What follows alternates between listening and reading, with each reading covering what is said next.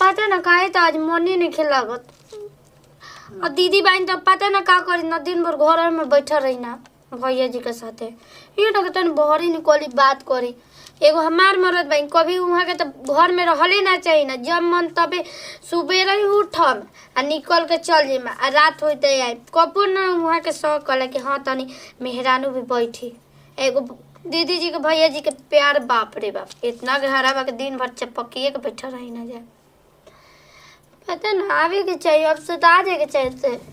ये छोटकी हम होने घूम देखा तनी होने केने बिया घर में आ तू हे जा के बैठल बा का दीदी भैया के छोड़े के मन के करत का रो अरे तोरो इहे कुल रहला करी नु छोटकी तन जा तनी नई घर रे माई फोन कइले रहे ही का कहत नहीं दीदी रो पता बन के हम काम ना करी ना रो न यार चल जिम तो फिर काम कैसे करम।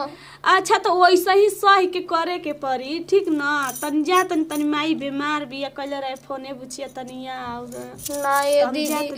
रौरा रही न तो रौरा खातो हम बनाई न तो हम खिया दी ना। हम अरे 2 दिन में हम आ जाइम तल 2 दिन खातिर करी हा हम 2 दिन में आ जाइम पका जाइम नु। हाँ हम आ जाइम 2 दिन में ठीक ना। ठीक है बढ़िया से काम तन देखत रहियो घर दुआर कोई घरे आई मांगी कोनो चीज हुए छोटे चाहे कनिया द हमरा के है चाहिए तो कुछ मत दिया ठीक न तो कोनो चीज कह दे हम दे दे तनी अपना मन के हो जाई ह आ तब हम आइम तो तन देखो हम का कइले बड़ुआ का ना काम धंधा बढ़िया से करिया अपन मन सब आ कोई कुछ मांगी तो देबे ओबे के नहीं के अपना घर में रहे के बा ठीक। बतावन ना दीदी तो नहीं और जाता नहीं आ हमरे काम कर ही ना आवेला। हम कैसे हम काम करम सब ना हम ना रह हम चल जाए कुछ दिन। जब दीदी 2 दिन खातिर जाते तो हम 1 दिन खातिर जाए लेकिन जाए हम ना रह जाते नहीं वहाँ से बात करे का जाने का हमरो बुझाते नहीं करिए घर में का नौटंकी लागल रहता। आज तक हमरा इहे ना समझ में आई ई ना कि तनी शांतियों से रहे के चाही घर परिवार हो। अरे शंकर जी के घर से केकरा घर टेंशन रहत रहे उन लोग के परिवार कितना कष्ट में रहत रहे इतना झेलत रहन जा आ हमनी के तनकी सा कष्ट में का जी हे जाया के बैठल बानी तो तुम बैठ जा तू काहे को बैठ जा दांत चीर ले बड़ू हारा हंसी छिटा दनु ए जाके माई के है तो हंसलू तो वो बात से हमरा दुख नहीं खे हंसलू तो हमरा ये बात से दुख बा कि हमर बक्सर में सारी पुलिया ढह जाई तारा हंसल का से हां सलका से कनी नु ये जी माई फोन कइले रहे 2 दिन खातिर जा तनी कहां जतनी गांव में अपना गांव में जात नहीं हर माई बीमार जइबू हां चल जइबू का नैहर जइबू हां सही में जइबू तो जाइम ना मारो तरी पूछा तनी हमारा मजाक ला तोरा सही में जता रू हां एही से त खुश बानी हम तो हम तो कहिए न मनाओ तनी कि तू जा तो जा तरू ना का होनी भन भनैला कुछो ना कने तू चल जइबू बात के हमरा दुख नहीं खे हां हमरा ये बात के चिकियो दुख नहीं है कि तू जा तरू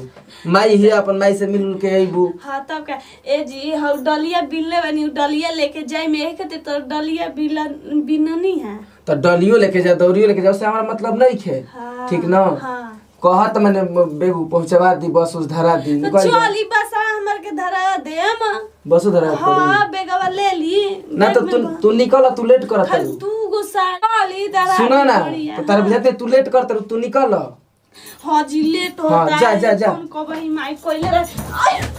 माने आता ये जे जूता ध देबे के फेंक दम जूता में के दोस्त चले ना आवे गना में टेढ़ा तना माई के जाए उतनी होगी बड़ तार लौकत नहीं खे दुखाए लागल हां ना जा पहुंचो चल जल्दी पहुंचो जा तनी बेगवा हो जे सरिया के धलबन चली हां माई खाते कनी कि तनी दुगो का सारू सार ले जी हां ठीक बाटे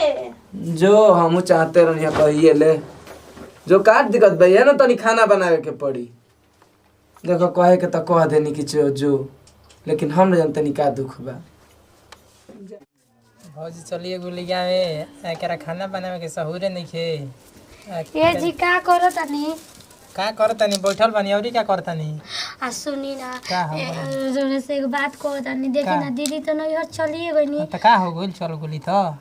हम सोचे तनी कि तन से नैहर से घूम ले आज खाना के बनाई और ये तो 1 दिन के तो बात बा जीती थी तो 2 दिन खातिर बोलू हम तो 1 दिन खातिर जाता हां हां कोनो ठीक बाटे तू जाके उनकर से 1-2 दिन बाद तो 4 दिन जाके रह जेबी रौरे तो हमेशा हमर मजबूरी समझी ना कितना भैया जी अच्छा बानी और भेज माई के तबीयत खराब रहला तब गोले हमारा से कहला ठीक बाटे 2 दिन यही तरी बनाऊ तले अब हम जतनी बहाना बना ले कुछ के का कहते ई? जानो तो नहीं हां का कही रौरा से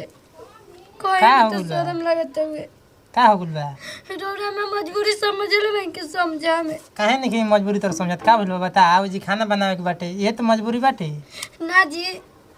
दीदी तो माई बीमार रही तो गई हाँ। रौरा जानो तो नहीं हां का हो गइल बा कुछ हो गइल बा का तब का कैसे बताइए हमार बहुत ना के हमार दोस्त रहे पेंसिलर के वो का डेथ हो कर गल भी है ये ले सोच अरे तो दोस्त न रहे का घर के ना न रहे काहे से रौरा कोई ना जी बताई दोस्त रहे बचपन से हमनी के पढ़ल बन जा खेलल बनी जा हम मरल भी है तो देखे ना जा सके अरे गांव में रहती तो चल गु रहती अब हेजी के बाद बड़ी तो कैसे आई हो जी गई नत के पपिया जाए नहीं कहते तो अब कौन बहाना बनाए आ सुनी ना छोड़ी जाए दे मरल भी है तो ना जाए हम सोचनी ना कि माई के तनी सा दवाइया ले लेती दर्द दिया के घुटना में दर्द होता वो दवाइया जानता नहीं 6 महीने से रखले बनी ना रौरी जाता नहीं ना हम ही जाता नहीं चाहे दी ना नहीं मन बिना जो तब जो बाकी का लाजी ठीक बा ठीक है जी हाँ जो कब वहीं से दांत चिहरा तो रहल अभी खुनी हंसे लगली अभी से रोत बहाना रहल तो हमर बड़ी मस्त रहला ऐसे ही बहाना कर हमर माई के दवाई देवे के बा हमर कोनो सखी जो नहीं कि के हेजी के खड़ा हो गेली झूठो के बहाना बना के माई के दादी के हेजी के खाना बनावे के हमनी के न दिक्कत हो की अब उ कौनो ठीक बाटे कि का लाई की परसों आई ना आई हो कि 10 दिन के बाद आई और कौनो ठीक नहीं के अब हमनी के न दिक्कत हो की चलिए गइल अच्छा टेंशन नहीं खेलवे के बिया एगो भवा बिया बनाई खियाई न का दिक्कत बा काम धंधा करे के बा भैया का हो चलो ना तनी खाए बनावे के रहे भात बनावे के रहल हटे हमारा ना बुझाला पानी कितना डालाई कितना ना ई का कहत रे खाना बनावे के रहल हटे आ का है तुम मेरा रुआ देखो जानत का हम का जानतनी रे सुबह ही को लिए गाँव में कहती है कि माई के दवाई कहिया से तो 6 महीने से नहीं के ला। खा ओकर गोड़ की का का तो टूटल बा कि दुखाता टे कहती है अगो लिए अरे मैं तो साफ झमझमे हवा हमरो एक जनी गइली आ तू भेज दे तो के खाना बनाई रे आज भर बनावल भी कहती है कि कल हम आइए जाइम तो के हम बुझाला कैसे का बनी ना बुझाला तोहरो जा अरे पानी हाथना हाथना कातना तो पानी डाले ली ना तो हाथना हाथना कतना डाली से तो कतना जानकारी रही तब नु कतना डलाई बताओ कैसे ना। होखी बना दी हलो तो जाने जाती तब वही में देख हम तो काम कर ना खाना मत बनाऊ जैसे तो गइली से नहीं हम तो तू ससुराली अपना जो हम अपना ससुराली जाता नहीं अब ये चल के खा लियो का करे के बा ये करो ले आखिर खाना बनावे आइबे ना करी इहो ठीके कहता रह लेकिन जाइब जा तो कहे सन कि देखो कपड़ा पीछे पछड़ पीछे आगू लगा पीछे पीछे आ गिल सन होखी उहे ना गाँव घर वासी कि देखो मेरा बिना नहीं सर सकत गए संगे संगे हो चल ताला मार के गुल सन केनियो से जान बच्चे वाला नहीं खे बाबू अच्छा तो देखल लोग 2 दिन कहती है कि कल हम आ जाइम आ भौजियो कहला कि परसों हम आ जाइम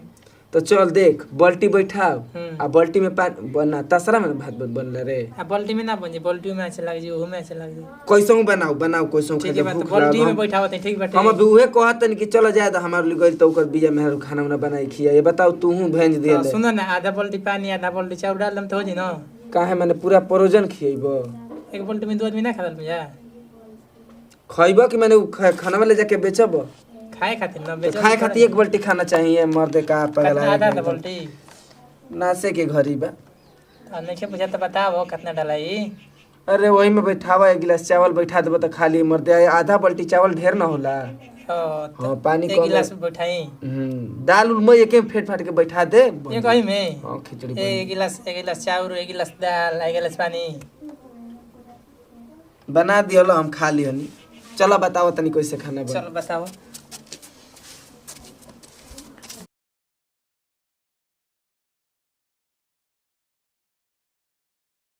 के खाना बैठा के बनाओ तो तनी ई जाना तरी सकी चल गिला पे एकदम माने भूखे मर जा रे अब इन 4 गो लड़की से बतेला कौन फोन करता है खाना बंदी लेकिन नहीं चाहते कोई छोट भाई आओ ले आओ खाना बनाओ सर दे बनाओ देखो सब्जी भी के जुगाड़ उगाड़ कर ए भैया एकरा के कैसे बनी खाना तो बनाई भात बना ई दे कहां से पागिले हो आ लौका होगे फर बटे एकरा के कैसे बनावल जाला बनाओ मत काम करो का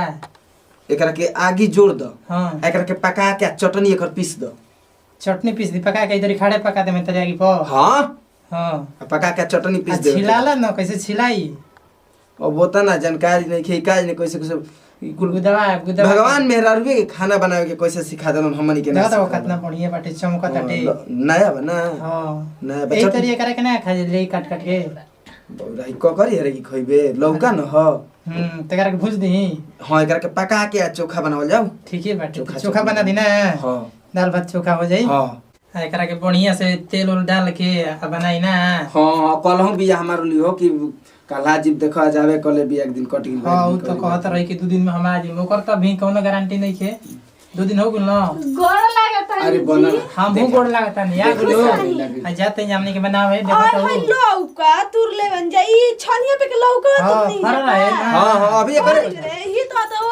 हम वो दिन देख के गोर नहीं अभी ही हां दे तो 2 दिन में हो ना ना एक करे बात करत नहीं के करके पका के चटनी उटी बनाबो जाते हैं चटनी बनाई दे। चटनी हां एकरा के ना बना चटनी का कहाला जी रोवे के ना बुझला शादी बियाह हो गल तब रोवे के नहीं तो ये ना बनावलु जाते रहिए में कहियो खाना बनावे सिखैलु का हमरा के दे हम बना दे तनी सवा जी आ ऊ छोटकी के ना भी तो रोवा सब लोग खाना बनाओ तनी जा छोटा के भेजले बावन अपना सास की हैं ओहो वही दिन चल गुलो सुबह हवा में आयो ध्यान भूल गए। भगवान जी कहती कि- हमरा ला कहती हम 2 दिन दीदी हम कर देम काम धना हम कैसे करम चल जाए दी जाई अब- हम कॉल में अरे तू देखला ना घर अरे में कोई हम ना देखलम, कर कतनो- सामान्य के बारी जाए विदा कर देला ह माने हम कतनो करता अच्छा तो तू हमरा कहला में नहीं एकरा कहला मुंह कहां से हां अच्छा हमरा काल में हमर माई बीमार रहे हमर माई मुंह मुंह अटका रहे त हम ना देखे जाई त अच्छा। रोवे के देखी हम अब ठीक हो गल भाई न माई तहार अब कोनो दिक्कत नहीं है ना। हां त रोवे विदा कर देला हनी यार अरे तुम का उनकर माई करी? कौन मुंह अतर तो लिखाई ना माई के 2 बोतल दारू ना चढ़ा देलु हो दारू तो पाहुना चढ़ला भाई दारू कहाला ऊ हां तो उ है उहे पानी? 3 बोतल पानी चढ़ल हटे तब जाके नीमन भइलिया अच्छा भाई बनाओ एकरा के बनाओ भूख बनाओ लागल भूख बाटे। लागल बा खाई नहीं बाजे का बना दी हेतना के यालहर बटे एकर बाजे का बना दे में हेतना ई अरे खूब बढ़िया बड़ा कुछ बना अब के ठीक बटे हम जा तनी आ तू फोन करके बुलावा अरे वो एकदम जाओ बुलाओ तनी तनी तब भाई नु ओकरा बताओ के। तनी ठीक उनका है, के बुलाओ तनी हम ओकरा के। अइली चरचरा के गइल तरफ नहीं खा। आज बड़ी हाथी पर सवार होके हां 2 दिन खूब बढ़िया से बनो हम ऐसे नाम कतरी एकरा भाई के बुला के एकरा माई से भेंट करब लेकिन ना अपना मन ही गइल है जो हां 2 दिन बढ़िया से बनाओ खाना बनाओ 2 दिन से खाई नहीं खाओ बनाओ के बोलाई ना का करती है करीम फोन में। हमरा जरिए लगी बेजा के होने बती है लगा के हां चलो ठीक है तो तोरो बढ़िया लाज होती शर्म ना है। है, साफ बेहय हो गिल बड़े भाई हो की शैतान हो मेहरारू नहीं खे पाल एकदम कूदत चलता जा कर प्रणाम हम सोनम सिंह नमस्कार प्रणाम हम मंजू सर हम देखने की जरूरत सबके पट्टीदारी की कोई नहीं है नहीं देखा इसकी दीदी गली नहीं हो तो हम जब नहीं हो बहाना करके हम चल जरूरी गए। रहे गोल नहीं ना करे के चाहिए मान ली कि दीदी अगर गई नहीं तो वही तब जैती लेकिन बराबरी पट्टीदारी कर ले बिल्कुल ना करिए। अगर वीडियो अच्छा लागल तो दिल से लाइक और शेयर कमेंट बॉक्स में जरूर लिख के बताएं कि हमने वीडियो कैसन लगल है। यही सब के साथ लेवल जी विदाई अगले वीडियो में फिर से मिला जी नमस्कार।